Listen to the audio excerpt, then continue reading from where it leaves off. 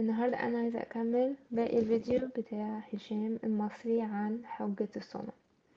واللي مشافش الفيديو اللي فات خليني أعدي وأراجع شوية نقط احنا اتكلمنا فيها عن حجة الصنع. حجة هي أحد الحجج اللي بنستخدمها لنشاور فيها على وجود خالق. حجة الصنع مش بتحاول تشاور على أنهي ديانة هي الديانة الصح، كل اللي بتحاول تقوله إن ورا الكون اللي احنا شايفينه في نوع من الذكاء أو التصميم اللي بيشرح الخليقة اللي حوالينا. المرة اللي فاتت شفنا شوية اعتراضات اتكلمنا عليها وردينا عليها. خليني اقول اني ايه هي، راجع تاني موضوع فكرة حجة الصنع. حجة الصنع دي في منها شقين. شق بيخش على الكون، وهو بيرجع للحظات الأولى من تكوين الكون ويبص ثوابت أرقام ثابتة في الكون، والأرقام دي لو اتغيرت تغيير طفيف جدا ما كانتش تسمح بأي نوع من الحياة، مش بس الحياة كمان عارفها على الأرض، بس بأي نوع من الحياة. وده النوع الأول، وده اللي معروف بأنه بكلمة fine tuning أو الدقة في التصميم. في النوع التاني وده اللي بيختص بكيفية بداية الحياة وكيفية التنوع في الحياة، وده بيختص بقسم الأحياء، الكائنات الحية دي جت منين، بدأت ازاي، والخلية الأولى جت منين، وايه العوامل اللي كانت المفروض تبقى متظبطة عشان تسمح اصلا ان في حاجة اسمها خلية أولى تتكون. بعد كده ازاي شفنا التكوين بتاع المخلوقات، سواء كان فكرة الدي ان ايه، سواء كان في ال الوظائف الطبيعية بتاعت الكائنات الحية. الارجيومنت مش بتعتمد ان احنا بنقول ان احنا بما ان في نوع من دقة الصنع اذا الله هو وراها. الحجة دي بصراحة هي بسيطة خالص، هي بتقول ان التصميم اللي شايفينه في الكون دوت ممكن يكون ليه 3 أو 4 اسباب لو احنا عايزين نكون يعني مدققين. اول حاجة هي الصدفة، كل حاجة جت محض الصدفة. تاني حاجة هي اللي بيقولوا قوانين طبيعة، يعني منه في ثوابت لازمة تجبر، يعني ما فيش سيناريو آخر كان ينفع يحصل، فكان لازم الأرقام دي بالثوابت ديت بالأحداث ديت هي اللي تحصل، لأن هو جزء لا جزء من الطبيعة بتاعة الشيء ده. أو نوع من الكومبينيشن ما بين الفرصة البحتة وموضوع القوانين الطبيعية. واخر حاجة هو اني ده له علاقة بنوع من الذكاء التصنيعي، او ان في مصنع وراها. فالحاجة بتقول او حاجة بتقول اني مش هدي تعريف الحدود اللي احنا هنتكلم فيها.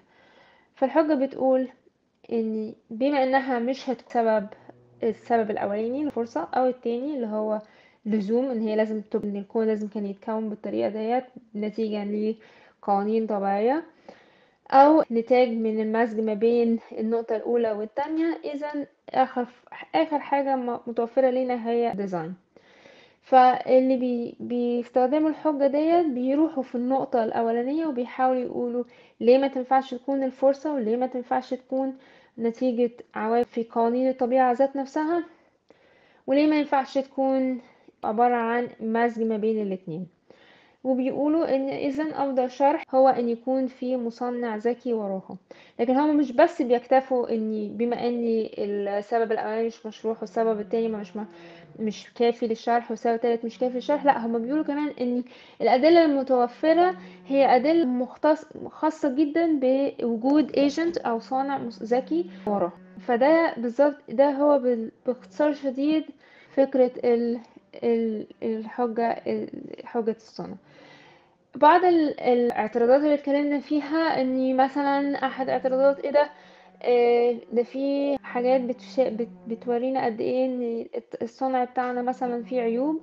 واتكلمنا عن مثال الانبوبة اللي هي في زور الانسان، في حتة منها مشتركة ما بين جزء البلع والتنفس، وده ممكن يعرض الانسان ازاي ان هو يبقى معرض لانه يشنق او يتخنق لما بياكل بسبب الاشتراك في الفتحة ديت. وشرحنا ليه الاعتراض دوت مش اعتراض كافي على انه يقول ان مفيش مصنع، لان ابسط شيء زي ما قلنا حكينا حك... النقطة اللي هوضحها هي انا ممكن يكون عندي لابتوب، اللابتوب ده ممكن يحصل فيه حاجة بايظة، لكن ده مش معناه ان مفيش مصنع او المصنع غبي او مش قادر. ممكن يكون في اسباب اخرى تشرح ليه يكون في العيب دوت. واتكلمنا برضو ان اي حاجة في الهندسة فيها نوع من المقايضة، يعني حسب الغرض اللي انت عايز تصنع ليه الحاجة ممكن تفضل إيه، نقطة عن نقطتين. يعني انا عايزة اعمل لابتوب، ممكن اعمل اللابتوب خفيف خالص وصغير، بس المقايضة بتاعته اني لازم الشاشة تكون صغيرة، عايزة اكبر الشاشة لازم حجمه هيتقل. هي دي الفكرة، اني مش معنى اني انا بالنسبة لي ايه ده كان ممكن يبقى بطريقة احسن اني ده معناها ان الديزاين نفسه وحش، لكن لازم تبقى بتسأل نفس السؤال اللي بيسأله المصمم، هو هدفه ايه من الديزاين اللي هو بيعمله. فلو انا هدفي كمصمم ان انا فاتحة نعمل التنفس وفي نفس الوقت تسمح الكائن دوت بيستخدم الهواء اللي بيطلع وبيخرج من النفس ان هو يتكلم ويعمل صوت، بس نفسك وخليه يسمح له ان هو يقدر ياكل في مساحة قليلة خالص، يعني ما اعملوش تو سيستمز مختلفين منفصلين، فبالتالي محتاج مساحة اكبر. ممكن اضطر ان انا امزج الاتنين سيستم دول مع بعض، بس ممكن بقى عشان خاطر اعدل من الخطورة بتاعة الشن ان انا احط خطوط حماية للإنسان بحيث إن هي توفر له إن هو يقدر يأدي الوظيفتين بأساحة ممكنة efficient خالص، لكن في نفس الوقت غير ما أسمح إن الإنسان دوت يكون في كل مرة هيبلع خايف إن هو يعيشها. وإحنا على طول بناكل، مش عمرنا يعني نادرا جدا ما نلاقي حد مش قادر ياكل إنه خايف إنه يشنى. فده دليل إن فكرة الديزاين ديت إن هو وحش مش دليل كافي. تاني مشكلة في الاعتراضات اللي قدمها اللي انا رديت عليها كان اوكي، طب انت لو بتقول ان هو الكون ده معقد اذا محتاج مصمم، لكن خلي بالك الحجة الأساسية ما كانتش بتقول كده. لكن خلينا نمشي، فهو عايز يوصل في الآخر ان اذا كان التعقيد يتطلب مصمم، فما بالك مين اللي صمم الله اللي هو اكتر تعقيدا. احنا شرحنا ليه كلمة تعقيد هنا هو بيستخدمها بمعنيين مختلفين، لان التعقيد اللي احنا بنستخدمه في الكائنات والكون اللي حوالينا هو تعقيد الاجزاء اللي جاي متجمعه مع بعض بحيث انها تعمل سيستم ماشي كويس. فانا عندي جسم الانسان مكون من حاجات كتيره متجمعه بعض، بس الحاجات دي لازم تمشي بطريقه موحده بحيث ان يبقى الكائن دوت ينفع يبقى يعيش ويشتغل ويعمل الوظائف بتاعته. ده التعقيد، دي كلمة التعقيد هنا.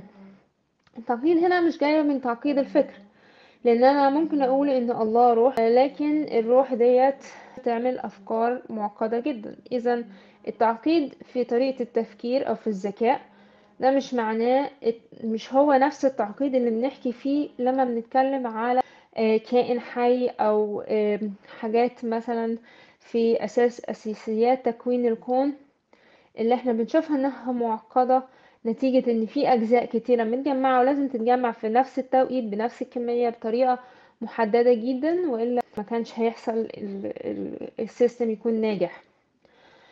آه ولو بالعكس، لو حاولنا قلبناها بالعكس اديتكم مثال، انا ممكن اديكم شيء نفس التكوين بس ممكن يكون ده وراه مش كائن ذكي وده وراه كائن ذكي. اللي عايز اوصله زي المثال بتاع الورقة، اللي مثلا قطة مشيت عليها والقطة على رجلها شوية حبر، هتعمل على الورق ملهاش معنى، ونفس الورقة ونفس الحبر هيعمل ممكن اعمل بيه شعر معقد جدا وعميق جدا.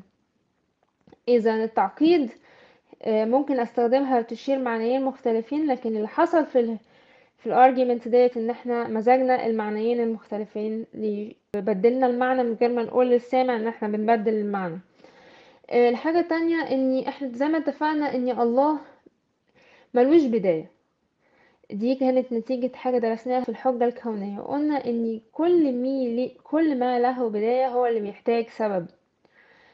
تعقيد الكون ما كانش موجود الكون على ما هو، او الخليقة ما كانتش موجودة من ابد الابدين وعشان كده بنحاول نقول انهي سبب. لا، ده نتيجة ان الكون دوت وتعقيد الكون جه ليه كان له بداية، فبدأنا نسأل البداية دي ايه سببها، وهل اذا كانت الكون دوت بيدي نوع من التعقيد اللي يتشرح اكتر بذكاء. فبدأنا نقول اذا في صانع. ففكرة ان مين ديزاينر دوت دي مش يعني حكم طبق ان الله ملوش بداية عشان اقول إيه هو مين صمم الله. ينطبق فقط على الاشياء اللي كان ليها بدأ يكون ليها بداية، وفي نفس الوقت مش بس ليها بداية لكن في نفس الوقت ليها أدلة إنها مصنعة أو في أدلة الذكاء. ده زي مثلا ما أقول إيه، إن أنا لقيت حفريات في الأرض، حتى لو الحفريات دي مش كاملة لكن ممكن خالص إن الشخص اللي بيبحث يستنتج إن اللي عملها دوت مش عوامل طبيعية لكن صانع ذكي. وحتى مهما كانت بسيط، إحنا الحاجات اللي بنلاقيها من زمان ممكن تكون حاجات فخارية بسيطة جدا، لكن ممكن خالص بسهولة ان الشخص يقدر يقول دي نتيجة صنع. هو مش محتاج يشرح الصنع عشان يستنتج الاستنتاج دوت، ولا محتاج يشرح هو الصنع ده جه منين عشان يستنتج الاستنتاج دوت. فحتى لو ما جاوبناش سؤال بافتراض ان ما كانش فيه رد على اجابة who designed the designer او مين صمم المصمم، فاحنا اتفقنا ان دوت مش اعتراض يكفي ان هو يدل على ان الحجة دي ما تنفعش. احد الاعتراضات اللي اتقالت المرة اللي فاتت برضو ان كل الحاجات اللي متوفرة عندنا من الديانات هي عبارة عن يعني سرديات قديمة، عبارة عن خرافات قلت ما تقدرش تعرف منها شرح الكون بدأ ازاي. في الحقيقة الاعتراض دوت مش في الأول هو ملوش علاقة قوي بالحجة الأساسية، لأن الحجة مش بتتكلم، مش بتقول إن إذا الصانع هو الله بحسب الكتاب المقدس أو بحسب سفر التكوين في الكتاب المقدس، أو الصانع هو حسب فكر الله في القرآن. هو ما بيحددش الارجيومنت ديت، مش بتتطلب من الإنسان إن هو يكون committed لأي أو ملتزم بأي إيمان أو عقيدة في الوقت ده. كل الارجيومنت دي بتقوله او الحجة دي بتوفره هو ان في صانع ذكي ورا الكون دوت. سواء انت بقى عايز تؤمن باي ديانات اخرى، ده هيحتاج معلومات تانية زيادة علشان تقدر تحدد اوكي انهي سردية دينية بتوافق الادلة العلمية اللي احنا نعرفها عن الصانع دوت.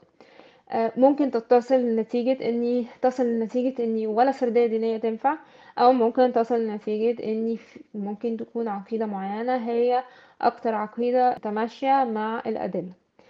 تاني حاجة، في نوع من يعني مثلا لو انا قريت كتاب احياء، مش هفسر الكتاب الاحياء لما اقراه بنفس الطريقة اللي هفسر بيها كتاب شعر او كتاب تاريخي. اوكي، فلازم الأول هو سردية التكوين، أنا هتكلم من الناحية المسيحية، دي جاية من أنهي منطلق. فلو الكاتب كاتب بنفس المنطلق بتاع كتاب الأحياء، ساعتها ممكن أقول أوكي لأ، ده المعلومات اللي عندي دي معلومات غير كافية لشرح الخليقة بدأت ازاي. إذا لازم أبتدي أفهم ايه الكاتب هنا عايز يوصلني ايه، أو الكاتب كان عاوز يوصل ايه للشيء اللي يقدر يفهمه الناس اللي اتكتب ليهم الكتاب ده في الأول. يعني صحيح هو كتاب المقدس معمول لكل زمان والناس من كل الأزمنة، في الأول لما طلع لناس معينة عشان تفهمه، فلازم هيقدم حاجة عن حقيقة الخليقة، حقيقة أصل الإنسان، والحقيقة ورا الهدف خلق الإنسان، بطريقة تقدر إنها ما تكونش ضد العلم. يعني مش هيقول حاجة ضد العلم، لكن في نفس الوقت هيقول حاجة الناس تقدر تفهمها بغض النظر هما وصلوا في ايه في درجة علمهم عن الكون والطبيعة. فأول لما أغير المنطلق في طريقة نظرتي للكتاب، هبتدي أفهم اللي كتب ال- الفصل الأصحاح الأول من التكوين، الأصحاح التاني، كان قصده ايه، كان عايز يشرح لنا ايه. عايز يشرح لنا ان الله وراه الخليقة اللي احنا شايفينها، ان ورا الخليقة دي صانع، ان في احداث معينة في تاريخ تكوين الكون الله تدخل بيها بصورة معجزية، ودي اللي بنشوفها في فكرة الايام، ان احنا بنشوف الله تدخل بطريقة شخصية في خلق الانسان. الله هو بيتدخل في خلق الانسان، بيوصل رسالة ان ادم وحواء قدام الله متساويين. ودي النقط اللي الكاتب في العهد القديم الله اداها له بوحي عايز يوصلها له، لان اكيد الله عارف ان الانسان في يوم من الايام هيقدر يعرف حاجات عن معلومات عن الكون. لكن في الحقيقة مش الانسان حياته ما بتبقاش ليها معنى لو هو عارف، او ليها معنى او ملهاش معنى عشان هو عارف ان في بيج بانج او ما فيش بيج بانج. ما هو الاف الناس عاشت قبلنا من قبل ما تعرف البيج بانج. سؤال الانسان الحقيقي هو انا هنا ليه، انا مين، انا جاي منين، انا هنا عشان هوصل لايه. دول الأسئلة اللي بتدور حوالين الإنسان، وده الهدف اللي منه الكتاب المقدس بتمحور. صحيح أثناء ما هو بيحكي عن هدف الإنسان، أصل الإنسان، إيه معنى حياة الإنسان، هو بيخش في مواضيع يعني بتتقابل مع مواضيع علمية.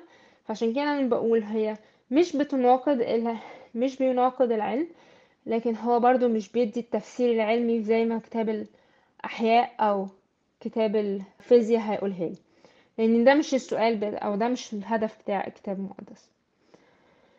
كان في برضو نوع من وصلنا في الآخر الفيديو إنه بدأنا نحكي على ازاي ان لو الواحد يعني هو ملهاش بطريقة صريحة، بس وانا هوضحها دلوقتي. هو قالها بطريقة ايه بمعنى يعني الناس بتوع العلم عشان هم دايما موثوقين ان هم يعرفوا اصل الاشياء ازاي وكده، فدايما بيستثمروا في العلم.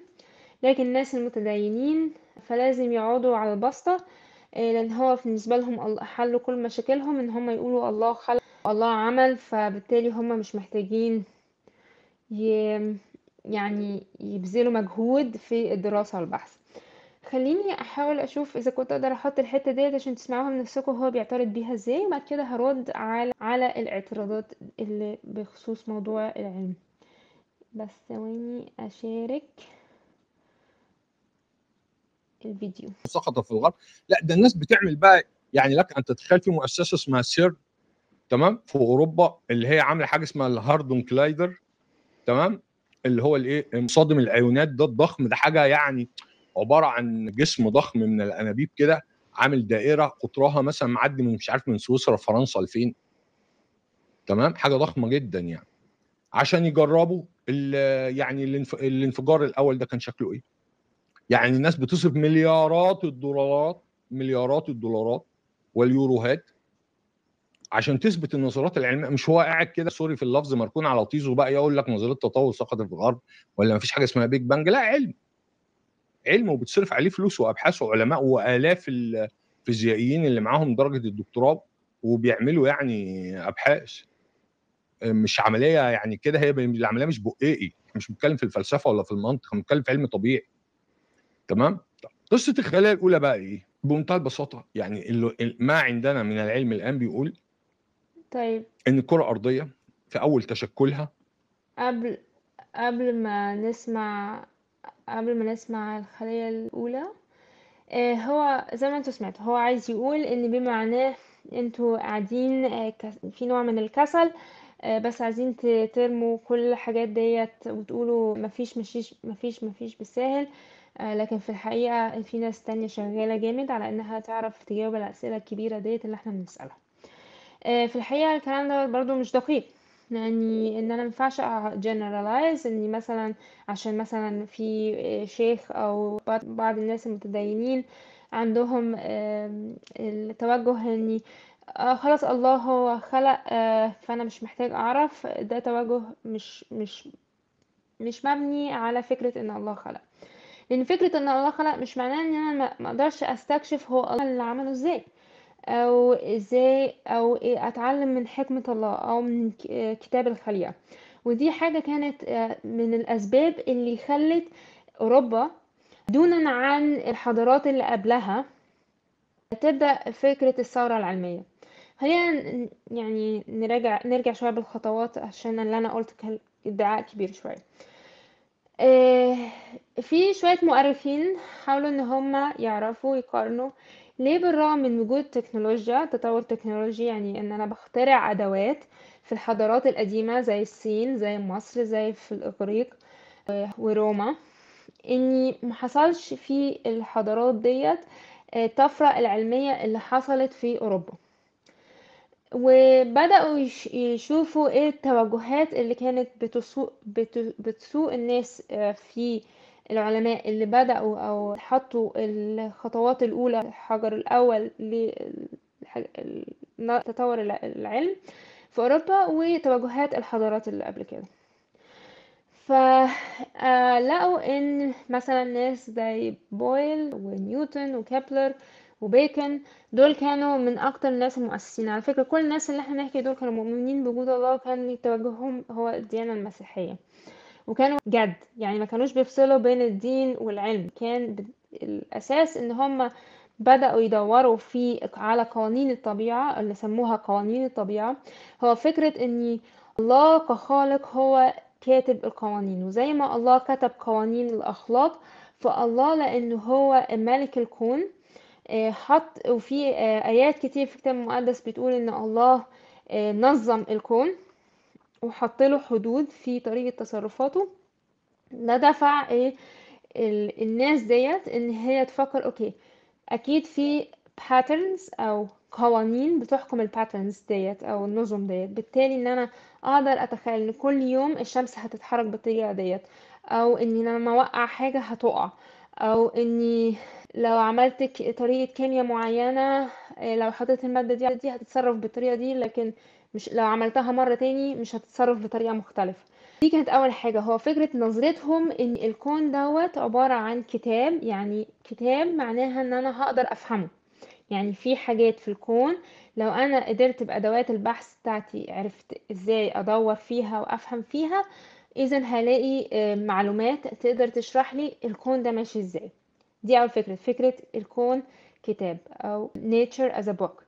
والفكرة التانية جتها هي فكرة الناتشورال laws. جات منين؟ جات من فكرة ان الله هو حاكم الكون وهو اللي خلق ونظم الكون، اذا الله بيتصرف بطريقة منظمة، فانا بدور على قوانين بتشرح ليه الحاجات بتتكرر بنفس الطريقة. ونتيجة كده ان بدأوا يرفضوا حاجات كانوا وارثينها من ثقافة الإغريق وأرسطو. وفي الحقيقة هي دي اللي كانت منع الغرب ان هو يعمل نظرية طريقة البحث العلمي. ليه؟ لان ارسطو كان بيقتنع مش بالطريقة التجريبية. الطريقة التجريبية هي ان انا بلم الداتا او المعلومات بتاعتي، بحاول من الداتا اللي انا لميتها ان انا اعمل قانون او حاجة تشرح اللي انا شايفاه. ارسطو كان بالعكس، ارسطو ما كانش تجريبي، ارسطو كان بيشتغل بالعقل والمنطق. فهو كان بالنسبة له ان تنظيم الكون معناها ان كل شيء بيرفكت كامل.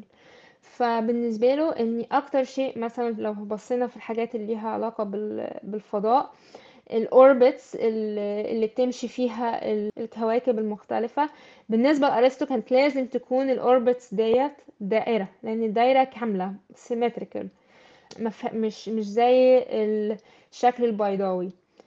ولان هو ما اعتمدش على ان هو يلم المعلومات عشان يتاكد من نظريته دوت، هو ماشي من فوق لتحت زي ما بنقول، فكره ان لازم الكون يبقى بيرفكت. فالبيرفكت دوت جزء منه هو الشكل متساوي اللي هو الدايره، اذا الكواكب بتمشي في دايره، مش في الشكل البيضاوي. كيبلر والناس اللي بعده ما كانوش مرتبطين بالفكرة ديت، لان هما مش ارسطو كان بيسأل ايه اللي لازم يكون، يعني بيشرح حاجة من اللي هي لازم تكون بسبب معطيات معينة عنده عن فكرة الكمال. كيبلر والناس اللي بيدرسوا في الطبيعة ما كانوش بيسألوا ايه اللي لازم يكون، هما كانوا بيسألوا ازاي الله خلق. فما كانوش بادين بفرضية زي الفرضيات بتاعت ارسطو، هما كانوا بادين بفرضية احنا مش عارفين ازاي لكن نقدر نكتشف ازاي، لان الكون معمول من كائن ذكي، وكائن الذكي ده حط طريقة لينا ان احنا نقدر نكتشف ال الكون ونستكشفه بعقلنا وبحواسنا. فده كان فكرة ازاي بدأت طريقة البحث التجريبي او البحث بطريقة علمية. الحاجة التانية اللي أثرت فيهم في طريقة تفكيرهم هو لما ارسطو كان بيتكلم كده كان بيتكلم بمنتهى الثقة، لان هو بادي من فرضية ان بما ان الكون لازم يكون فيه نوع من الكمال، الدايرة كاملة، اذا الاوربتس اللي بتدور فيها الكواكب كاملة. فالاستنتاج مبني بطريقة بتصل فيه ان الكونكلوجن او الاستنتاج هو واثق فيه 100%. في الحقيقة ان اغلب العلماء اللي بدأوا الثورة العلمية في اوروبا زي ما قلت كانوا جايين من خلفية مسيحية، فتأثروا بفكرة سقوط الانسان في الخطية، ان كان ليهم فكر ان ده معناه ان فكر الانسان وبقى اتأثر بالخطية فهو قابل للخطأ. فبما ان هو قابل للخطأ ده ما كانش بس من الناحية الأخلاقية، لكن هو قابل ايضا للخطأ في تفسير الحاجات اللي حواليه.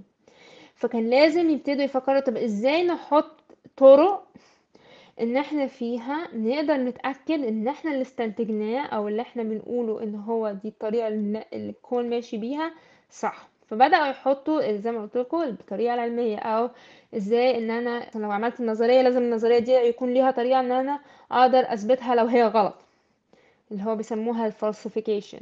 ازاي ان انا اعمل لها verification، ازاي اتأكد ان النظرية دي صح. فتوجه الانسان بسبب افكار كتابية مبنية على كتاب مقدس خلت العلماء، لان هم ما فصلوش ما بين ايمانهم وما بين العلم بتاعهم، بالعكس ده هم سمحوا لايمانهم ان هو يوجههم في طريقة بحثهم، فغيروا طريقة التفكير وطريقة النظرة للكون وللطبيعة اللي من خلالها أسسوا ال ال ال يعني البناية اللي هيبني عليها الثورة العلمية. هنا أنا ما أقدرش إن أنا أوافق الأخ هشام. خلينا نسمع باقي كلامه عن الخلية الأولى. فين الخلية الأولى؟ مولعة نار فصنعت ما يسمى بالشوربة الكيميائية. الشوربة الكيميائية دي حصل فيها البروتين، يعني حصل لها بروتين فولدنج. البروتينات نحاول نشرح شوية حاجات. أولا هو ما كانش أساسا فيه بروتين عشان يبقى فيه فولدنج، هو أساسا مش قادر يكون أمينو أسيدز، ودي الوحدات اللي هي هتعمل بروتين. لازم يعمل الأمينو أسيدز دي الأول عشان يبتدي يعمل بروتين. دي أول نقطة، بس نكمل وبعد كده هوضح حاجات تاني. بتتجمع باشكال معينه عشوائيه زي الروبكس كده اللي انت بتقعد تغيره ده. شكل منهم هو ايه؟ جمع عمل اول خليه دي. وبعد طب أولا أجمع بروتين، حتى لو بافتراض إني عملت بروتين، البروتين دوت غير كافي إن هو يعمل خلية. مش يبقى انا محتاج اكتر، يعني خلايا مكونه من اجزاء كتيره جدا. فانا لو حتى لو نجحت ان انا اكون بروتين وده ما حصلش، عندي مشكله ان انا ابدا يعني النطه ما بين بروتين واحد لخليه دي نطه كبيره جدا جدا ما حصلتش، لان اساسا ما حصلتش ان هم قدروا يكونوا من لو كبوا شويه، بافتراض ان هم كبوا شويه امينو اسيد زي ما هو بيقول في شوربه، ما حصلش حتى ان هم قدروا يعملوا بروتين من البروتينات البسيطه خالص بتاعه الخليه علشان يقدر يقول اصلا في خليه. فاحنا بعاد جدا عن الخلية خالص يعني. بس ماشي نكمل. واول خليه دي تقدر تتريس، يعني تتتبع كل المخلوقات البشريه جينيا اليها. ودي واسعة برضه شوية، ما حصلش الكلام ده، ما فيش اي حد قدر يتتبع الخلية الاولى، لان ما حدش اساسا قدر يعرف الخلية الاولى دي ايه وجات منين وازاي لحد دلوقتي بمنتهى يعني بالرغم من كل التوصلات العلمية اللي احنا فيها، الا ان فكرة ان احنا عرفنا الخلية الاولى جت ازاي ديت بعيدة كل البعد. وفكرة ان احنا قدرنا نتوصل لخلية اولى بان احنا نرجع من التكوين الانسان او من اي حيوان نرجع لورا الخلية الاولى، ده كلام برضو ما حصلش. فاحنا يعني بعاد جدا جدا عن الفكرة ديت. خلوني اقرا لكم حاجة عن واحد من اول الناس واكتر الناس المشهورين جدا اللي يعني ما كانوا involved في حاس عن الخلية الاولى. اللي حصل ان كان في مؤتمر،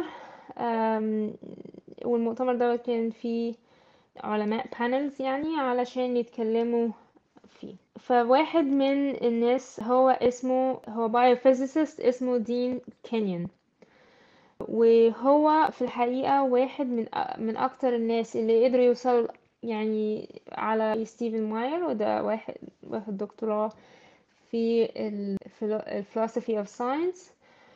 هو صاحب كتاب، دين كانيون صاحب كتاب اسمه Biochemical Predestination.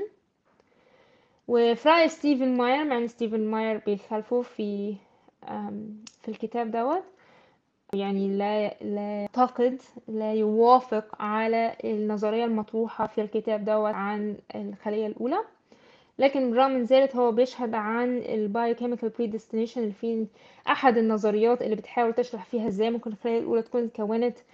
الكتاب دوت زي ما قلت لكم كاتبه واحد عالم اسمه دين كانيون. فهو بيشرح ويقول ان دوت arguably the most plausible evolutionary account of how a living cell might have self-organized from simpler chemicals in prebiotic soup.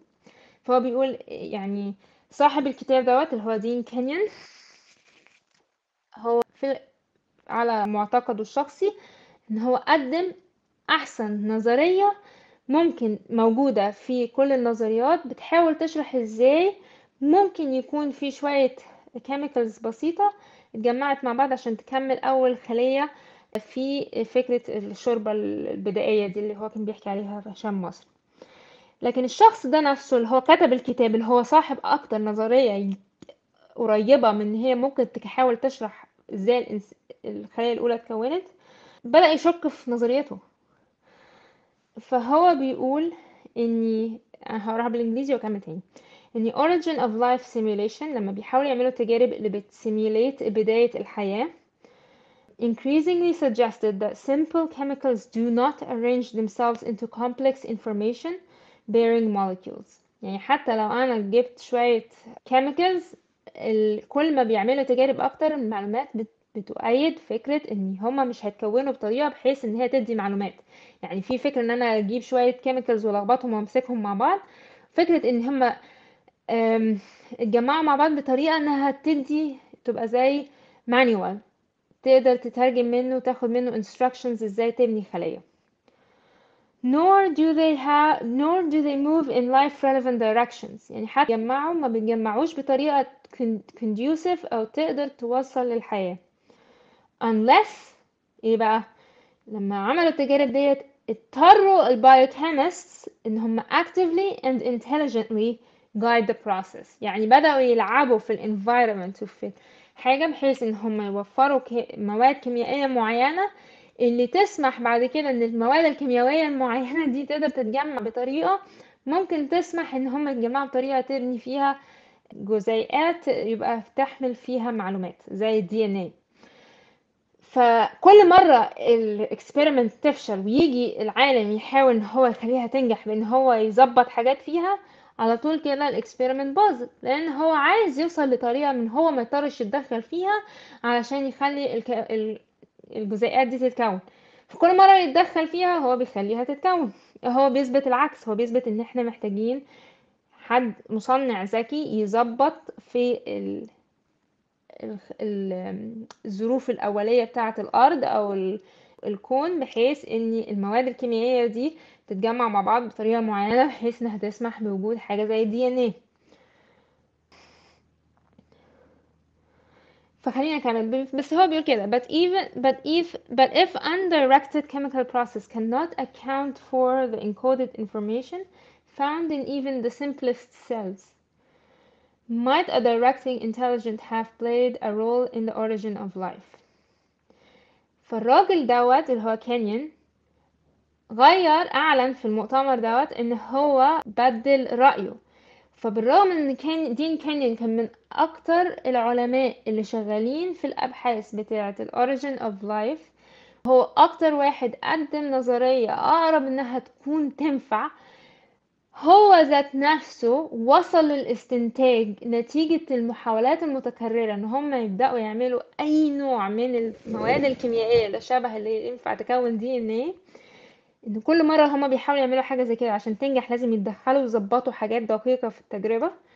فهو استنتج، هو ذات نفسه غير رأيه وساب النظرية اللي هو ألفها وقال أنا يعني مش مقتنع إن الحاجات دي نتجت من الصدفة. أنا بس عايزة أرجع عشان خاطر لو حد عايز يعرف الموضوع دوت حصل سنة في فبراير 85 في دالاس تكساس. وبالرغم ان هي حصلت سنة 85 دلوقتي، لو اي حد، دي بس مجرد مثال، لكن لو اي حد حابب ان هو يعرف اكتر هيلاقي ان حتى من سنة 85 لحد 24 الموضوع ده ما اتغيرش كتير، لسه في نفس الازمة ونفس المشكلة. واديت مثال ان لو حد عايز يسمع directly من علماء بيديبيت في الموضوع دوت، ممكن تسمع لجيمس تور، وهو برضو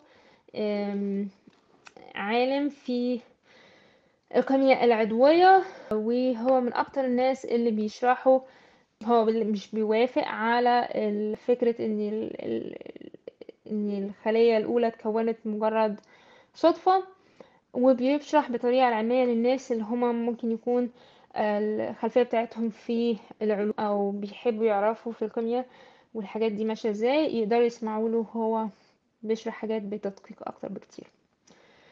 خلينا نكمل باقي الفيديو نشوف ايه تاني هنسمعه. تمام.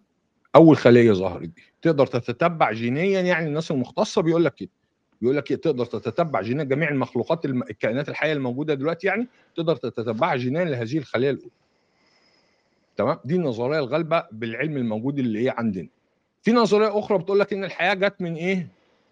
جت من كواكب تانية، لان الارض لما اتشكلت، تمام، هي نتيجه غبار كوني. فمن الغبار الكوني ومن الحاجات اللي وقعت عليها ومن النيازك والمذنبات ومش عارف ايه والحاجات دي، كان في بعض الصخور عليها خلايا حيه. فالخلايا الحيه دي تكاثرت على الارض وتطورت بعد كده، ووصلنا لايه؟ للكائنات الحيه دي. تمام. هي نظرية عشان تبقى نظرية لازم يكون نظرية ليها أدلة عشان أبني نظرية، يعني أنا ما عنديش أساسا أدلة إن في أي حاجة عايشة برا الكون. مش بس كده، لو احنا عارفين قد ايه ان الكون يعني شيء موحش، ويكفي بس انواع الاشعاعات اللي حوالينا غير النيازك غير الحاجات اللي في الكون عشان تقول ان في خلايا حية وصلت سافرت آلاف السنين ووصلت للأرض بتاعنا وكونت الخلية الأولى، أو هي كانت أساس اللي بتشرح الخلية الأولى. يعني دي حكاية ألف ليلة وليلة بناء على الأدلة اللي موجودة. الأدلة اللي عندنا مفيش حاجة اسمها كائنات حية بره، أو وإن في حاجات ممكن تسافر ملايين السنين ضوئية وتوصل هنا. عشان احنا، ما أنا ليه بقول ملايين السنين؟ مفيش حاجة حوالينا احنا شايفينها، واحنا عندنا حاجات بتوصل لأجزاء بعيدة جدا من الكون نقدر فيها نقول اوكي في احتمال هي تكون جات مثلا من حاجة هنا جنبينا، من الكوكب اللي جنبينا. لا، مفيش الكلام دوت. فمعنى ان اقول ان في حاجة مسافرة كل المدة ديت وان هي عاشت بالرغم من وحاشة الكون، وازاي ان يعني الحياة فيها صعبة جدا، فنجت من كل الحاجات دي وبالصدفة البحتة نزلت على كوكب الارض اللي هو من الافات الكواكب اللي حوالينا اللي هي لا تسمح بوجود حياة. اعتقد دي نظرية اصعب تصديقها بكتير من حتى عايزه اقول حتى من فكرة المواد الكيميائية اللي في الشوربة الأولية ديت. على الأقل دي مش متطلبة يعني خيال واسع غير مبني على أدلة زي النظرية التانية. فلما احنا نوصل لمرحلة ان احنا عمالين نحاول نصدق أي حاجة بس عشان نتجنب فكرة ان في صانع، يعني يبتدي يحط علامات استفهام كبيرة عن الدافع بتاعنا. هل فعلا احنا بنحاول نوصل من الأدلة ايه أكتر شرح مناسب، ولا احنا بنحاول نتجنب عندنا استعداد ان احنا نقبل اي نظرية غير ان احنا نعترف ان ممكن يكون في صانع وراها عشان نتجنب النتائج اللي هتتبني لو انا بدأت افكر ان في فعلا صانع ورا الكون دوت. خلينا نكمل ونشوف ايه تاني يقوله. بتاعت ايه؟ سوره فصلت ايه 53 اللي هي سنريهم اياتنا في الافاق وفي انفسهم حتى يتبين لهم انه الحق. ما انت تورينا اياتك لما تكون الايات دي منسوبه ليك، يعني لما تكون الحاجات دي منسوبه ليك انت اللي عاملها مثلا، وفي دليل واضح ان انت اللي عاملها كاله اسلام، مش اله حتى، لا ده اسلام اله خاص يعني.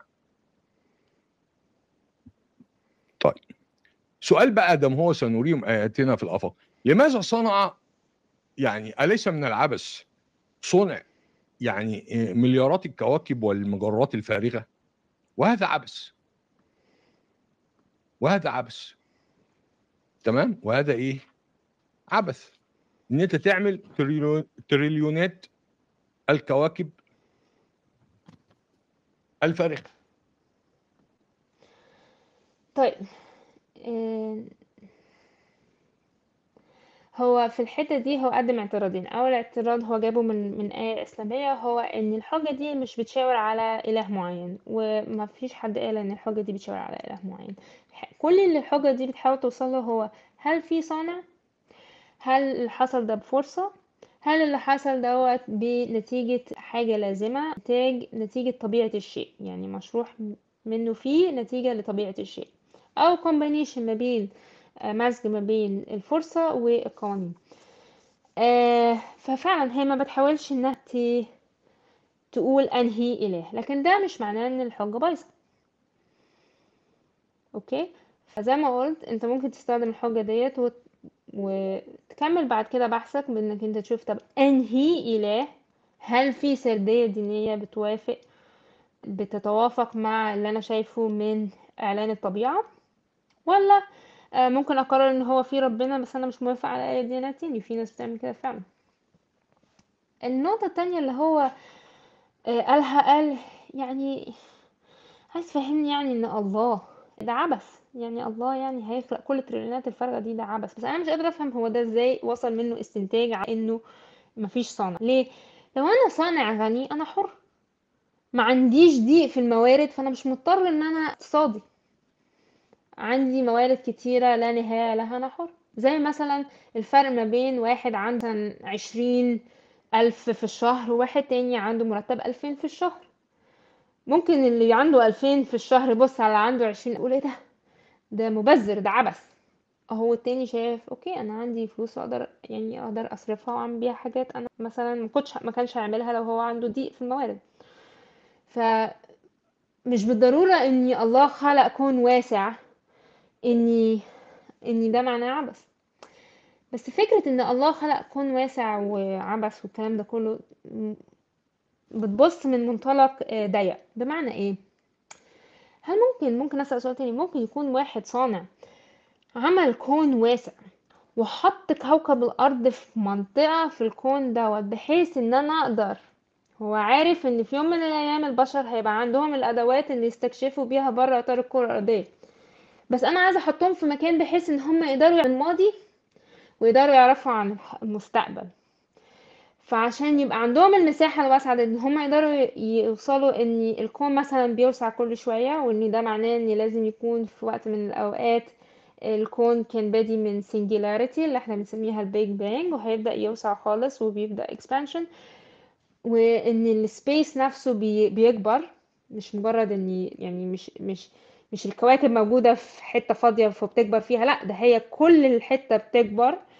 يتطلب ان انا اعمل كون بحجم معين عشان الانسان يقدر بالادوات اللي الله عارف ان هو هيوصل لها في الوقت المعين دوت، انه يقدر يكتشف بيها الماضي بتاع الكون ويكتشف بيها الكون ماشي ازاي، لان هو بيقدر يشوف ضوء من جايله لسه بيوصله من حاجات حصلت من زمان خالص، ويشوف الاحداث من الحاجات اللي حصلت من زمان خالص، بيقدر يعرف من الماضي. بس عشان اقدر اشوف حاجه من زمان قوي كده في الوقت اللي انا فيه يا دوبك مكونه الادوات اللي انا اقدر بيها اكتشف، محتاج كون واسع. فمش بالضروره اني عشان انا عندي كون واسع ان ده عبث بالنسبه لله. الهدف بتاعه ان الانسان يبتدي يعرف ان هو الكون دوت مثلا له صانع، فعملت له كون كبير كفايه بحيث انه يقدر يسرد احداث من الماضي ويقدر يشوف حاجات ماشيه ازاي للمستقبل. فيعني مش نقطه قويه للاعتراض. خلينا نكمل تاني ونشوف ايه باقي اعتراضاته على حجة الصنع. طيب انا في فيديو يعني انا عايز اوريه لك نشوفه مع بعض كده 4 دقايق، تمام؟ ده انا جايبه من قناه موجوده على انا هسكيب الفيديو، بس هو الفيديو مفيهوش حاجه، هو عباره عن كرتون بيشرح يعني اكوان الكون كبير قد ايه. اوكي، تويتر على يوتيوب. تحياتي لهم، اسمهم هو حتى كده كده الأوديو ما كانش شغال في الفيديو، يعني مش هيفوتكوا كتير. أنا آسف المايك كان ميوت. هل يصح يا صديقي بعد هذا الفيديو الذي رأيته كون مساحته المعلومة 186 مليار سنة ضوئية؟ يعني أنت لو اخترعت مركبة بتسير بسرعة الضوء عشان توصل من يعني من أقصى طرف في الكون لأقصى طرف في الكون، عايز 186 مليار سنة. تمام؟ هل يصح بعد ما رأيناه ده كون واحد وسط مجموعة لا، هم بيقول لك العلماء في مجموعة لا نهائية من الأكوان، تمام؟ يعني خارج الكون بتاعنا ده في مجموعة لا نهائية من الأكوان. هل يصح بعد كل هذا مم. وبعد ما رأيناه نؤمن أن من خلق هذا يرسل البدو في الصحراء زي محمد مثلا، ولا زي موسى، ولا يبعت له حمار مجنح، ولا يقول له اتجوز دي وطلق دي، ولا يقول له تبت يد ابي لهب وتب، ولا يقول له انا اللي ارسلت اليكم ابني مش عارف اللي يخلص العالم، انت فاهم؟ ولا يكلم موسى ويديله الحين حجر، انت واخد بالك؟ لا يمكن ابدا ابدا. يا جماعه اتكلمت على موضوع اتحاد القبائل العربيه، قلت مؤسسه التكوين امبارح، وبعدين الفيديو كان فيه حته ما عجبتش يوتيوب فحذفه، فقسمته فيديوهين، فيديو منهم الساعه 12 الا ربع النهارده، وفيديو بكره اللي هو بتكلم فيه عن مؤسسه التكوين ومشكله شريف جابر، وادي الرابط بتاعه اهو. انا طيب عشان هو دخل في موضوع فرعي في النص كده. مرة وجود كون واسع وكبير مش معناها عدم وجود خالق. هو دايما بيلخبط ما بين الحجة ومدى استخدامها، ويوسع استخدامها بحيث يقول يعني عشان تقبل الحجة دي واستنتاجاتها لازم تقبل الحاجات التانية اللي هو بيحكي عليها وبيعترضها من، سواء بيسردها من الديانات المختلفة. فمرة أخرى دي زي ما بيسموها ريد هيرنج. ريد هيرنج يعني بص العصفورة، إيه انت بتؤمن اوعى تبص الاستنتاج بتاع الحجة، انت عايز تستنتج الحجة يبقى لازم هتؤمن ان في حمار مجنح وحاجات تانية كده. طبعا ده مش، ده وده مش مرتبطين ببعض. هو كل اللي بيعمله ان هو بيحاول لا يعني بيشتت المستمع ان هو يفهم الحجة دي مدى استخدامها ايه. مدى استخدامها ببساطة شديدة مرة اخرى هو ان في صانع ولا الفرصة البحتة، في صانع ولا قوانين طبيعة بتشرحها، في صانع ولا الاتنين الفرصة من قوانين طبيعة واللي احنا شايفينه. دي حجة الصانع. اما باقي الحاجات التانية فهتضطر انك تستخدم أدلة أخرى بحيث انك تقدر تتوصل هل ما شرح في القرآن أو في الكتاب المقدس هو اللي أنسب. كل واحد لازم يقرر. فمرة أخرى مفيش أي علاقة ما بين حجم الكون، وجود خالق، وفكرة ان انا لازم اؤمن عشان اقبل ان في صانع او خالق معناها ان انا لازم اقبل سيناريوهات ممكن ما تبقاش متوافقة مع العقل والمنطق. خلينا نكمل الحتة ديت. يوتيوب ده انا فوضت هذا الكون، هو دوت المسيحيه وبتاع الاسلام وبتاع اليهوديه؟ استحاله. انا بقول لك عشان كده انا ملحد ايجابي. امال انا ملحد ايجابي على خيبه ايه؟ استحاله لما اجي انا ابص الفيديو زي ده، استحاله يكون في اله على الاقل بالمواصفات اللي هم بيقولوا بيها دي في الاديان الابراهيميه ولا في الاديان حتى الثانيه. استحاله، لا يمكن ابدا. لا يمكن ان هو من خلق هذا الفضاء الفاشع وهذه التريليونات من المجرات اللي محتاجه مليارات السنوات الضوئيه عشان تصل لها، يكون هو اللي بيقول لك عتل بعد ذلك زنين، ولا اللي بيقول لك روح اتناول في الكنيسه، ولا كنيستي مش عارف فين ليست في مش عارف ايه، ولا موسى اللي هو بتاع بني اسرائيل بقى اللي هو راح كلمه ازاي؟ طيب كلم الكائن اللي عمل كل الكلام ده ازاي؟ وكلمه مش عارف شجره واداله ريحين خشب ولا ريحين حجر، انت فاهم؟ لا، ده مستحيل. نفس الاعتراض يعني ما اختلفناش كتير. مش معنى اني انا عشان رافض سردية دينية معينة اني الحجة دي لا تكون. مفيش علاقة ما بين الاتنين. يعني الحجة قائمة بدون معرفتي حتى بأي ديانة من الديانات الأخرى، وبدون نقدي أو رأيي الشخصي عن أي ديانة من الديانات الأخرى. بس برضو لازم أعلق، يعني صعب أوي نحكي على كل الحاجات ديت، ما صعب نعلق. يعني أنا رافض إن أنا أقبل إن كون واسع زي ما بقول بمليارات السنين الضوئية، وأقبل إن اللي كون الكون دوت هو لا شيء. لا شيء تسبب في الكون. هو دي النظرية المطروحة دلوقتي، الالترناتيف يعني البديل هو يا اما خالق، هو ما طرحش بديل اخر، هو يا اما خالق يا اما لا شيء. فاحنا هنرفض الخالق لان هي لا يمكن ان الخالق يخلق كون بالشساعة ديت، لكن لا شيء ممكن يخلق الكون بالشساعة ديت. اعتقد ان في نوع من، اعتقد، وانا ما بحبش التحليلات النفسية او الشخصية، لكن يبدو حتى من طريقة الاعتراضات ان نتيجة رفضه للديانات الإبراهيمية زي ما بيسميها، ان هو رافض الأدلة التانية. إيه، لا مفيش تسلسل في التفكير. يعني زي ما قلت لك، انت ممكن تقبل بحجة لكن مش الحجة لا تلزمك بأي ديانة من الديانات دول. لكن ايه فكرة الله، ازاي الله يتكلم مع انسان او ده كله دوت، برضو حتى مش اعتراض وافي. ليه انا بقول مش اعتراض وافي؟ يعني هو لو الله قادر على كل شيء، هل يعجز الله انه يتواصل مع كائن اقل منه؟ ما هو انا استحالة الكائن الاقل اني انا اوصل لله. يعني لو الله موجود والخالق بالفظاعة دي اللي خلق الكون بالكبر ده بالطريقة دي موجود، هل في اي احتمال لكائن زي حقير ان هو يوصل لله؟ ما اعتقدش.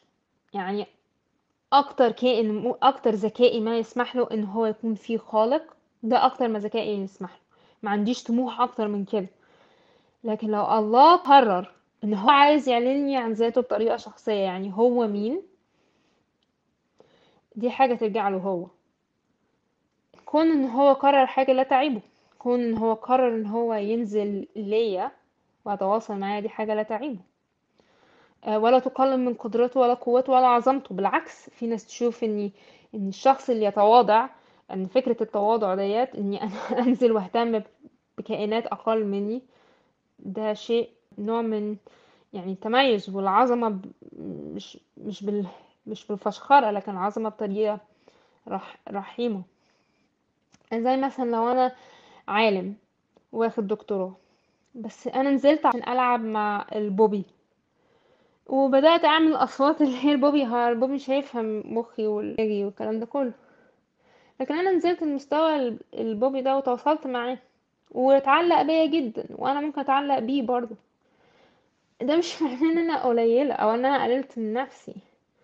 نفس الشيء مع الله. حتى لو انت عايز تقبل انك انت تبص على الانسان على انه حاجة حقيرة خالص، كون ان الله قرر ان هو يعلن عن نفسه الحاجة حقيرة ويبسطها بحيث ان انت تقدر تفهم شوية عن الله، ده مش شيء لا يعيب الله ولا يقلل منه ولا ينفي ان الاتنين. يعني ممكن يكون كائن عظيم جدا جدا جدا ويقدر ينزل لمستوى كائن بسيط جدا جدا زي الانسان. نكمل. بغض النظر مع احترامي لاعتقادك كمسلم او مسيحي او يهودي، تمام، ده استحاله.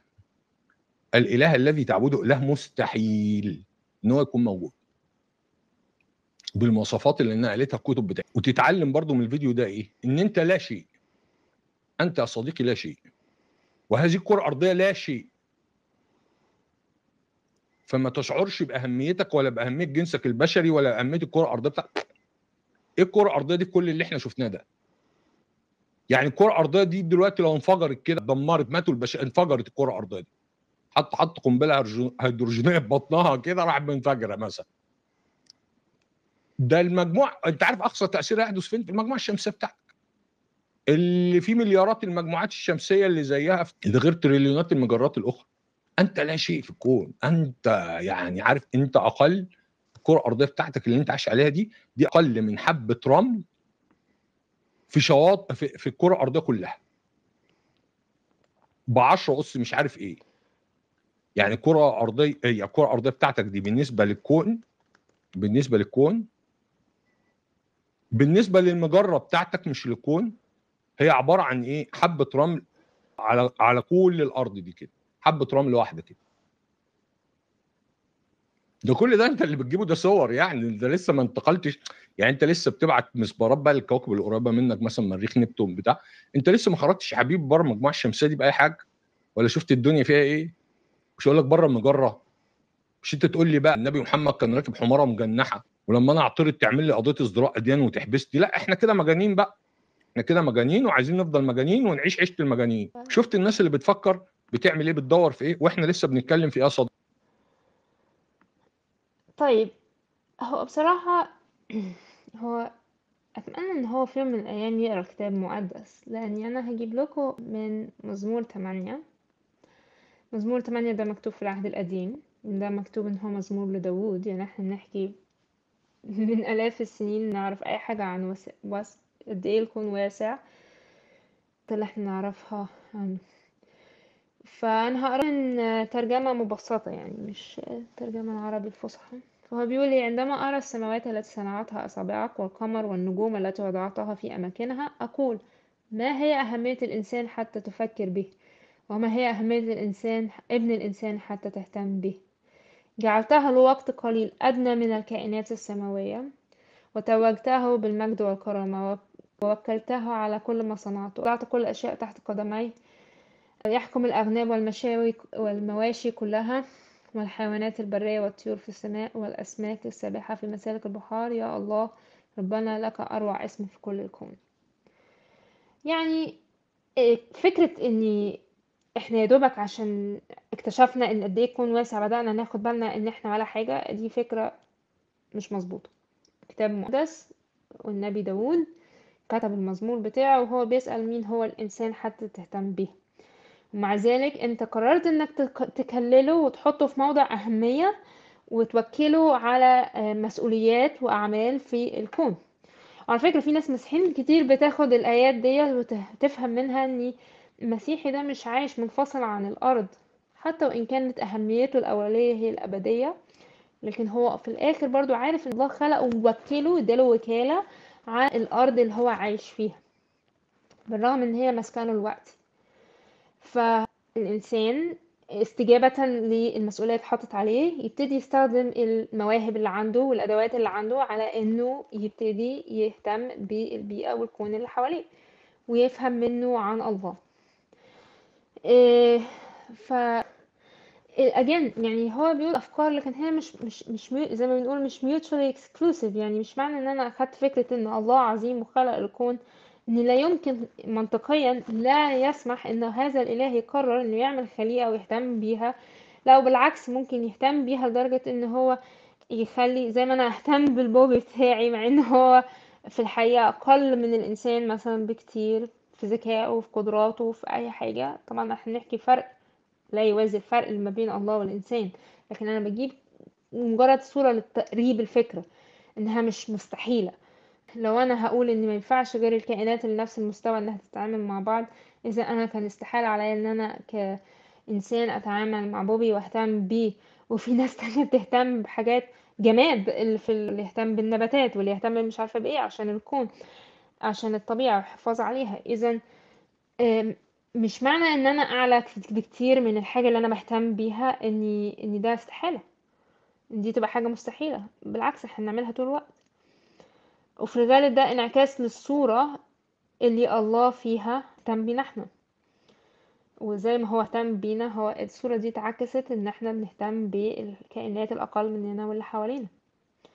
ففكرة ان هي استحالة استحالة استحالة بكل الثقة ديت عليها علامة استفهام كبيرة. وكان غير معتمدة ان احنا نكتشف الكون كله عشان نعرف قد ايه احنا والى التراب نعود. يعني برضو يعني الاسباب غير مقنعة دي تخلينا نرفض فكرة وجود الله. نكمل باقي الحوار. قاعد السماعة، بس خلينا نشوف هو بيقول ايه. نجيب السماعة. صديقي في نمص الحواجب وتخش الحمام برجلك الشمال، والشطاب بيفطر في رمضان ولا لا، ونكح المتوفيه ايه يا جماعه ده؟ فهمت؟ فحجه الصنع دي لما سقطت، تمام، المؤمنين لم ييأسوا. يعني انت عارف هم بيحاولوا بيبذلوا، انت عارف المؤمنين لم ييأسوا. حاجة الصنع لم تسقط إلا في نظر هشام المصري. أي حد ممكن يؤمن بان او شايف معقولية النظرية دي هي لا تسقط بالنسبة له. فتعميم ان يعني خلاص كان الحكم اتصدر ومفيش حد عنده اي ذرة ذكاء هيقبل ده كلام مش منطقي. اديني زي ما اديت لكم مثال، زي في ناس كتير زي دين كانيون اللي مشوا في الابحاث ديت وشافوا بالعكس ان الادله بتوضح ان وجود اسم تاني هو أنتوني فلو صحيح فلسفر، بس هو كان من أشد الملحدين اللي هم بيسميه الملحد الإيجابي. الملحد الإيجابي اللي هو بيجزم إن الله غير موجود، مش بيقول أنا عندي lack of belief إن الله موجود أو إن أنا مش مصدق إن الله موجود، هو بيقول لأ أنا مصدق إن الله مش موجود. لو واخدين بالكم الفرق. وهو وصفي كان كتب كتب كتير بتنقد في الإيمان المسيحي، لكن أعتقد من آخر الديبيتس بتاعته publicly يعني بطريقة هو أعلن فيها إن هو مش ملحد. هو صحيح ما تحولش لديانة، لكن هو وصل إن هو عايز يقول لأ، هو أنا مش يعني ثيست، يعني أنا شايف إن هو في حاجة، لكن أنا ما كانش ساعتها في الوقت دوت قرر أنهي إله أو هل هو الله، بس مش تبع أنهي ديانة يعني. ففكرة ان الحجة سقطت دي فكرة برضو مغلوطة، يمكن من وجهة نظره هو انها سقطت بالنسبة له هو شخصيا، لكن ده لا يعني ان بطريقة حايدة ان هي سقطت وان هي مثلا معيوبة فما اقدرش ان انا استخدمها. نو، الكلام ده مش مظبوط.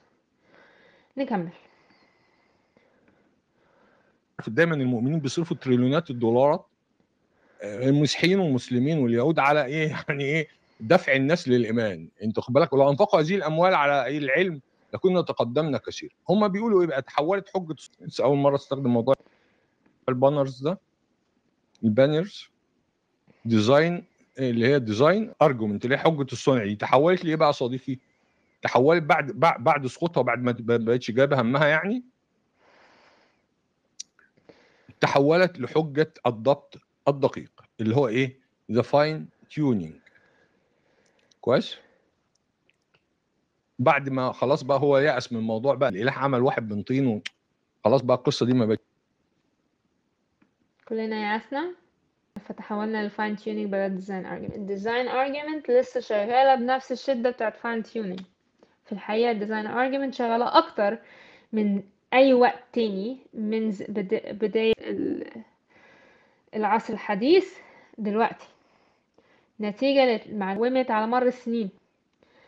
طبعا هو قال طبعا بصوا احنا لو كنا صرفنا الفلوس في بدل ده مش مع ده، يعني كل واحد ليه قضيته. انا ممكن ابقى مسيحي عالم، يعني حطيت حياتي في العلم والابحاث، وممكن نفس المسيح العالم يطلع جيبه ويدي لي يعني خدمة بتحاول توصل رسالة لي، أو تبرع بتحاول توصل رسالة لناس أخرى متعرفش عن المسيحية. لو أنا عايزة أقول، لو أول واحد هينتقدني هو هشام لو أنا ما عملتش كده، ليه؟ هيقول ان انا مش بعمل اللي انا مؤمنة بيه. تخيل لو هو مكاني، اي حد مكاني، لو انت متخيل ان انت لو امتنعت على انك انت توصل الحق ان الشخص اللي قدامك دوت هيهلك، لو انت متخيل ان انت عندك علاج لمرض مميت ورحت قررت انك تحتفظ العلاج ده لنفسك ولعيلتك والناس اللي حواليك، انت اول واحد هتنتقدني ان انا عملت كده، ان انا احتفظت وما اتكلمتش. فكوني اني مؤمنة ان الشخص مؤمن، لو في اي حد مؤمن ان هو عنده علاج لحاجة خطيرة، الترتيب المنطقي بعد كده ان لو الشخص دوت مهتم بالناس اللي حواليه هيحاول يوصل لهم العلاج ده، وده شيء لا يعيبه ولا يمنعني ان انا اهتم بحاجات اخرى. ففكرة ان هو اولا يا اما تقدم للعلم يا اما تقدم للدين، دي دايكوتومي مغلوطة، مش مغلوطة. يعني في علماء كتير، فرانسيس كولينز مثلا واحد من العلماء المسيحيين الكبار، وهو كان رئيس العملية بتاع في كل أفكاره، على كل أفكاره. لكن فكرة زي ما قلت نيوتن، كابلر، بويل، فرانسيس بيكن، دول كل الناس اللي بدأوا النظريات العلمية اللي حطت الاسس بتاعت النظريات العلميه دلوقتي كانوا كلهم مسيحيين. ففكره اني يا اما تمشي في خط الايمان وتدفع فلوسك في التبرعات للناس اللي مثلا بتبشر، او انك انت تسلك خط العلم وتركز كل حياتك على العلم، فكره مغلوطه. انسان كامل بحياته مش ماشيه في بوكسات كده فاصله عن بعضها، بالعكس هو اللي مبادئ بتأثر على طريقة حياته وطريقة عطائه في المجالات المختلفة. نكمل نشوف ايه بقى الفاين تيونينج دي اللي المؤمنين اخترعوها علشان ينقذوا ماء الوجه. بقتش تاكل، هي لسه بتاكل عندنا احنا يعني، تمام، بس عندهم بطلت تاكل يعني. فالمهم قال لك ايه بقى؟ جالك بقى بقصه جديده. قال لك بص، الكون ده مربوط بشكل دقيق جدا. سرعه الضوء، الجاذبيه، الثوابت الفيزيائيه دي لو اختلت كان الكون بتاعنا ده استحاله، كانت مثلا الايه الكره الارضيه بتاعتنا والحياه بتاعتنا دي كانت استحاله ان هي تصل بالشكل ده، يعني تبقى بالشكل ده. دي الحجه بتاعته. هو الله اللي عمل الخليه الاولى دي وسابها 7 مليار سنه مثلا، بس قصدي يعني مليار حاجه ولا مليارين، سابها تتطور بقى كده للكائنات الحيه والحاجات دي. هو الله هو اللي حط الاساس بتاع الحاجات دي وسابها تطور. هو اللي رمى البذره ودخل نام، وقام الصبح لقى الدنيا شغاله. والدليل انت لو ايه، يعني لو كان في خلل في الثوابت الفيزيائيه زي يعني ثابت بلانك والحاجات دي، كان الحياه ما تبقاش كده. طيب، ده دليل ان في حد تدخل وضع هذه الثوابت الفيزيائيه ووضع قوانين معينه وكده. طيب، الرد عليه ايه بقى؟ طب استنى قبل ما نرد. مع وجود عدد لا نهائي من الاكوان. طيب، عدد لا نهائي من الاكوان، اوكي. اول حاجه لازم نفهم ان مش دي الفاين تيونينج. الفاين تيونينج بالحقيقه هي مش حجه. فاين تيونينج هي داتا. الداتا دي موافق عليها كل الناس، ملحدين مسلمين مسيحيين، اللي في العلم، اللي في موضوع، اللي داخلين في الكوزمولوجي. استنتاجاتك بقى على الفاين تيونينج دي هي اللي تفرق. بمعنى ايه؟ او يعني طريقه شرحك الفاين تيونينج جايه منين هي اللي بتفرق. نتيجة ان الكل موافق ان الفاين تيونينج دي داتا موجودة حوالينا، وان احنا بنحكي في ارقام خيالية مش مجرد مثلا يعني احنا بنحكي في مش عارفة واحد أس 10 أس 123، حاجات أرقام أنا يعني تخيلها صعب. عشان لو غيرناها نوقف إن الكون ده ما يحصلش، أو ما يحصلش إن يسمح بحياة. هنحكي في أرقام خيالية، وكله شايف ان الارقام خيالية، مش بس المسيحي، لان دي ارقام ثوابت. الفرق بين المسيحي ومثلا حد زي ستيفن هوكينج هو اني لو انا عايزة اتجنب ان في خالق، هبتدي احاول اشرح الفاين تيونينج بنفس الطريقة اللي انا قلت لكم. انتوا مالكمش اختيارات تاني. يا اما تقول ان ده ناتج من قوانين، حاجة لازمة انها تحصل بالطريقة دي نتيجة لطبيعة الشيء منه فيه، يا اما انك تقول بالفرصة. مفيش اي حاجة، طبعا هو كل بيقول ما هو مفيش اي حاجة تضطرني اني انا الكون ده يبقى بالطريقة ديت. مفيش اي حاجة في قوانين الطبيعة تشرح ان الكون لازم يكون بالطريقة ديت. كان ممكن الارقام تبقى متغيرة. ففضوا من فكرة ان دي حاجة لازم تكون ناتجة عن necessary، نتيجة للناتشورال law. فما عندهمش غير اختيار، وهو الفرصة. طب ازاي تشرح الفرصة؟ هو هنا هيحاول يشرح لنا ازاي جت من فرصة. خلينا نشوف هيقول ايه. زي ما شفنا في الفيديو كده، بمعايير وثوابت مختلفه. يعني الثوابت الفيزيائيه في اكوان تانية ممكن تبقى حاجه مختلفه، او في مجرات تانية، او في فيديوهات تانية، قصدي في كواكب تانية. تمام. فوجود عدد لا نهائي من الاكوان بمعايير وثوابت مختلفه، تمام، في هذه الحاله تصبح الصدفه العشوائيه هي سبب هذا الضبط الدقيق في اعتقادهم. يعني ايه؟ يعني الثابت عندك مثلا انت هنا 1.3، الثابت في كون تاني 1.2، الثابت في كون تالت 1.1، الثابت في كون رابع 9. تمام. فوجود عدد لا نهائي من الاكوان وعدد لا نهائي من الاحتمالات ممكن ينتج كون زي الكون بتاعنا في هذه الثوابت. تمام. ممكن في كون تاني الناس مثلا يعني ايه، الثوابت الفيزيائيه خلقت حياه بس بصوره مختلفه. الناس مثلا بتتنفس فيها النيتروجين مثلا او ليها صور تانية.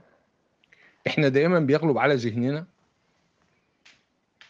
ان وجود حياه اخرى لازم تبقى شبه الحياه بتاعتنا او بنفس التصور بتاعنا عن الحياه خالص. ممكن تبقى في كائنات تماما والميكانيزمات بتاعتها مختلفه تماما والثوابت بتاعتها مختلفه تماما. ممكن تكون ما بتتنفسش او بتتنفس مواد اخرى غير الاكسجين، وممكن يبقى لها شكل مختلف تماما. احنا دايما بقى انت عارف الافلام بقى ايه بوظت دماغنا. الافلام بتاعت الفانتزي اللي هي الامريكيه بقى لما تجيب لك بقى اللي هو الايه، الكائنات الفضائيه دماغها كبيره وعينيها واسعه ومش عارف ودانها فين وطالع له انتن اريال من دماغه وبتاع. انت عارف الكتاب يعني ايه خيالات بقى، لكن مش شرط تكون كده خالص. لازم أسقف لأستاذ هشام مصري لخياله الواسع، لأني نظريا مش ده اللي بيحصل خالص، مش ده الكلام اللي بيقولوه العلماء خالص. العلماء بيقولوا إن الفاين تيونينج لو ما كانش موجود ما كانش هيبقى في أي نوع حياة. مش إن مفيش حياة بشكلها الطبيعي اللي احنا شايفينه دلوقتي، مفيش أي حياة هتحصل. يعني أي حياة اللي هي تعريف الحياة إنه يقدر ياخد مواد يحولها لطاقة عشان يقدر يكسرها وينمو ويتكاثر. ما فيش ودان فين، رجل فين، انتن قرايل مش قرايل، الكلام ده كله هجس، ما فيش الكلام ده. كلنا متفقين على الحتة دي، ما بغض النظر ايمانهم ايه. دي اول حاجة. تاني حاجة، zero evidence zero evidence ان في حاجة اسمها multiverse. إيه، دي حاجة اتعملت بطريقة نظرية يعني مش قصدي نظرية يعني theory. نظرية يعني بمعنى ان hypothesis، يعني ان انا بحاول ان انا بتخيل اسباب شرح، ولسه ان انا مش بس ما عنديش ادلة مادية ليها. ففكرة ان في multiverse والكلام ده كله مش موجود. انا بس عايزة اقرا لكم زي مقولة قالها astrophysicist من كامبريدج يونيفرسيتي، اسمه وده مشهور جدا معروف، اسمه سير فريد هويل. اوكي، هو قال كده: a common sense interpretation of the facts suggests that a super intellect has monkeyed with physics to make life possible. يعني هو بيقول، اي حد يقدر يجوجل مين سير فريد هويل عشان ما اقولش ان انا بنقي اي ناس.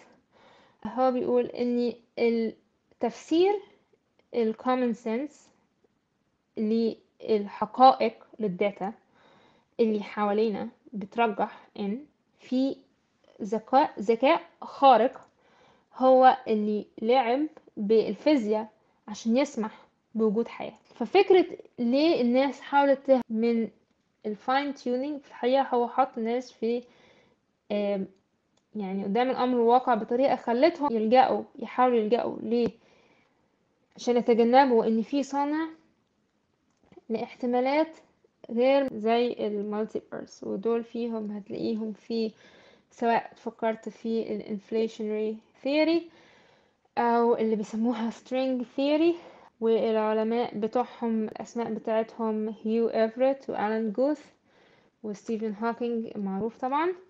كل المحاولات بتاعتهم هو يتجنبوا فكرة الخالق او الذكاء، ان هما يحاولوا يخلوا فيه كون عبارة عن لا نهائي من عدد الاكوان عشان واحد منهم ينفع يسمح بالحياة. ده الدافع وراء ان هما يفترضوا وجود اكوان عديدة او لا نهائية. بس احنا مستعدين ان احنا نقبل حاجة ملهاش ادلة، وعشان نرفض او نتجنب الاستنتاج الابسط اللي هي الادلة بترشحه ان هو وجود خالق. وده يحط علامات استفهام على الدوافع بتاعتنا جامدة.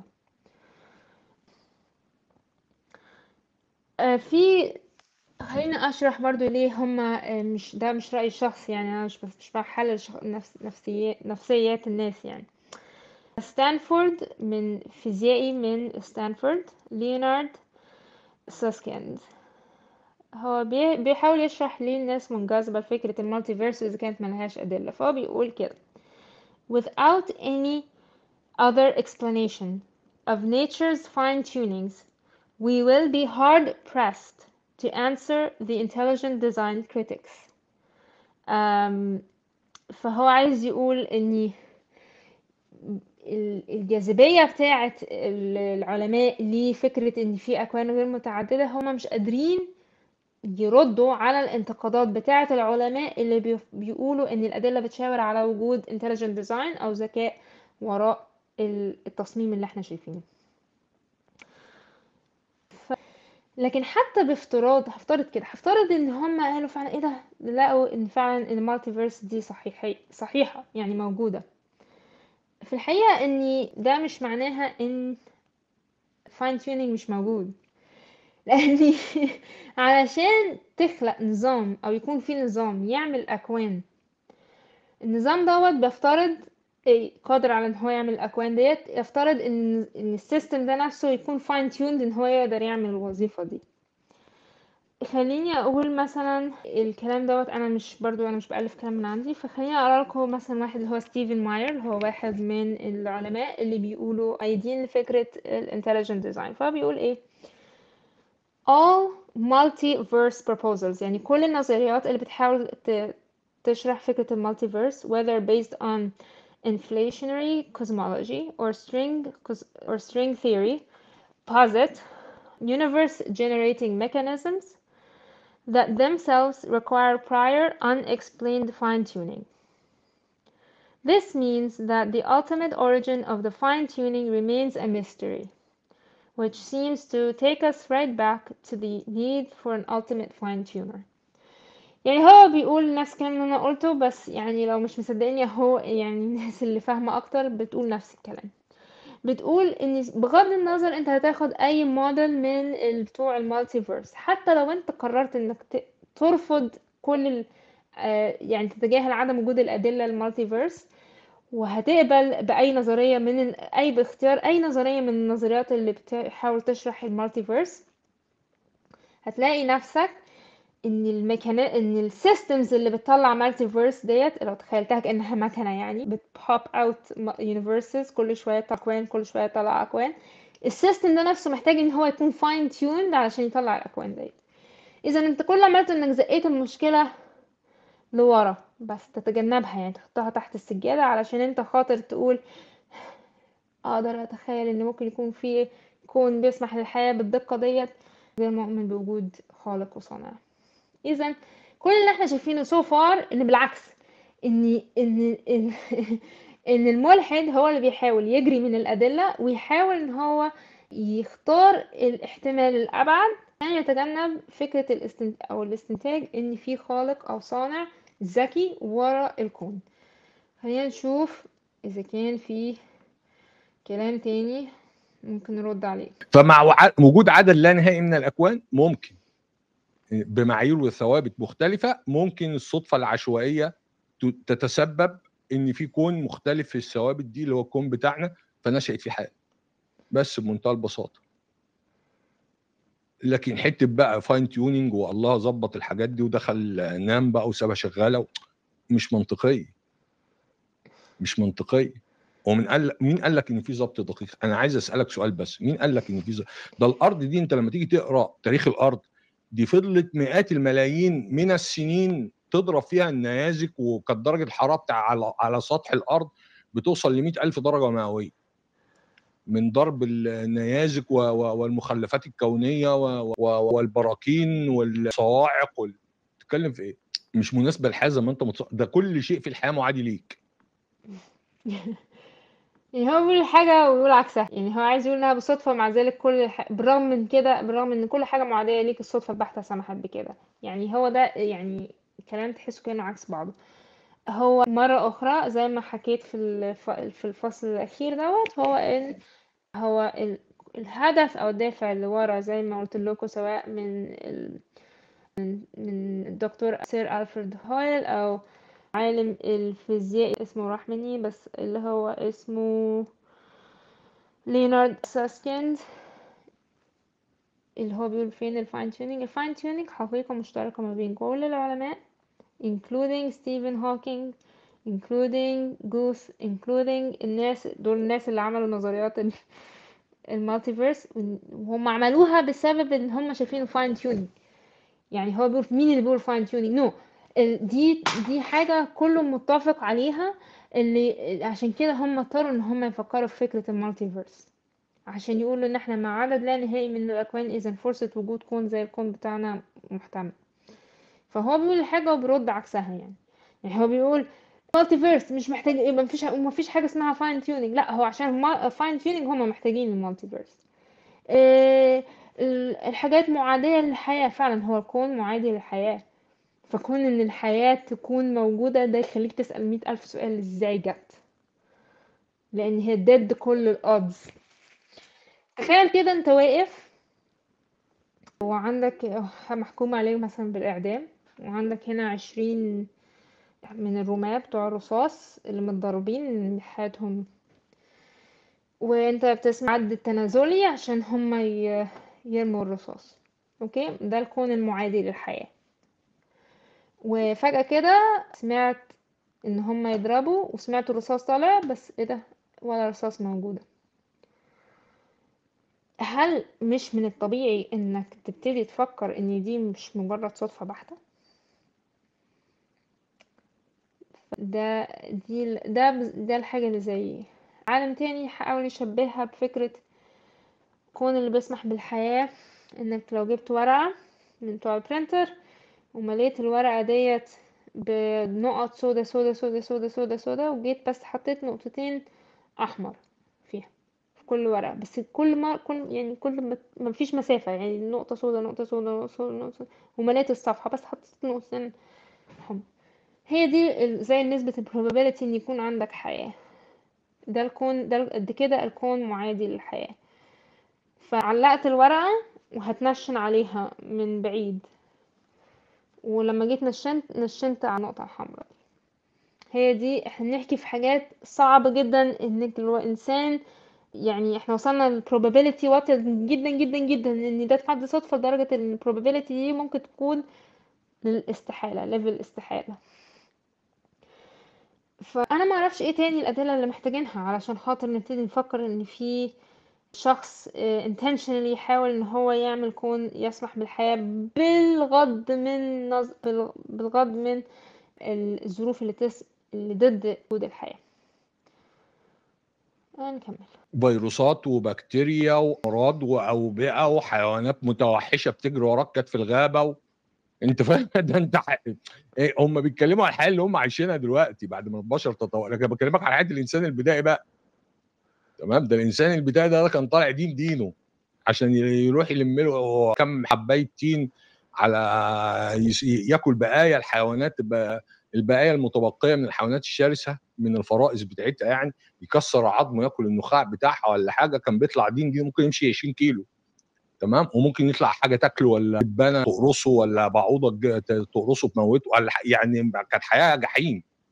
يعني انت لو عايز تقتدي بحد يعني يبقى عندك صلابه نفسيه وتبقى قوي كده، اقتدي بالانسان القديم يا صديقي. احنا مرفهين جدا، البشر اصبحوا مرفهين جدا. الانسان من 50,000 سنه كان يوميا بيمشي له على الاقل في اليوم 20 25 كيلو، عشان كده كانش بيتخن. تمام، وياكل كتير لان هو بيبذل مجهود ضخم جدا عشان يجيب الاكل. انت دلوقتي ايه المجهود اللي بتبذله عشان تجيب الاكل؟ تفتح الثلاجه. انت فاهم؟ انت بتفتح الثلاجه فيها كل حاجه. لكن هو كان عشان يوصل للفواكه اللي انت حاططها في درج الثلاجه دي كان بيمشي 20 كيلو. تمام، عشان يوصل لحاجه ياكلها. وممكن في الطريق ده بقى اسد ياكله، تعبان يقرصه، نسر ينقره في يعني لازم كده. لكن ما فيش فاين تيوننج ولا حاجه. فين الفاين تيوننج؟ هو الانسان تطور يعني تبعا للبيئه اللي هو موجود فيها. البيئه العنصر الاساسي في الايه؟ في التطور. ده الرد على الحجه طيب، اللي هي ايه يعني هو ذات نفسه حاول يقول لنا ايه ده تطور، ولما الناس معرفتش تجيب من الديزاين راحوا حولوا للفاين تيونينج، راح دخلنا دلوقتي في الديزاين مع الفاين تيونينج تاني هو نفسه. يعني فعملية ملخبطة. الفاين تيونينج ملهاش علاقة بظروف الإنسان الأولى، ملهاش علاقة بأن الإنسان لما كان بيمشي بيضطر يمشي 20 كيلو ولا 25 كيلو عشان يلاقي أو مية أو كل الكلام دوت. الفاين تيونينج دي حاجة سبيسيفيك جدا للثوابت بتاعة الكون، زي الانتروبي، زي الكونستانتس الفورسز بتاعة الكون، الويك اتوميك فورس او gravitational force، كل الحاجات ديت fine tuned عشان تسمح بتكوين حياة، بغض النظر ايه نوع الحياة ديت، ملهاش علاقة بإنسان ولا ايه الخلية، أي نوع حياة. فكرة بقى ان انت عشان في الحياة الأول عافرت وتعبت جسمانيا وجسديا كتير، ده دليل على fine tuning، وزي ما قلت لكم الاتنين ملهمش علاقة ببعض. ده له علاقة بتطور التكنولوجيا والأدوات، دي حاجة عملها الإنسان بنفسه، ملهاش علاقة بتطور الإنسان أو أي حاجة زي كده يعني. فقصدي كل الكلام ده كله زي again red herring، يعني الرنجة الحمراء، ملهاش أي علاقة باللي احنا بنقوله أو بنحاول نوصله. أعتقد إن احنا كده وصلنا لنهاية الفيديو. ما أعتقدش إن في أي اعتراض رهيب هيقولوا في فكرة حاجة الصنع، سواء كان الديزاين، الليفل البيولوجي في الخلية الأولى، أو تكوين الكائنات المختلفة، أو في الفاين تيونينج اللي احنا حكيناه اللي هو في طريقة تكوين الكون. أنا عارفة إن الفيديو ده طول، بس أتمنى إن يكون ساعد الناس أو بيدي على الأقل زي الخطوة الأولى للي بيحاولوا يدوروا يفهموا أكتر في مواضيع أدلة الله أو فكرة العلم والإيمان. ربنا معاكم، وإن شاء الله نشوفكم على خير مرة جاية. سلام.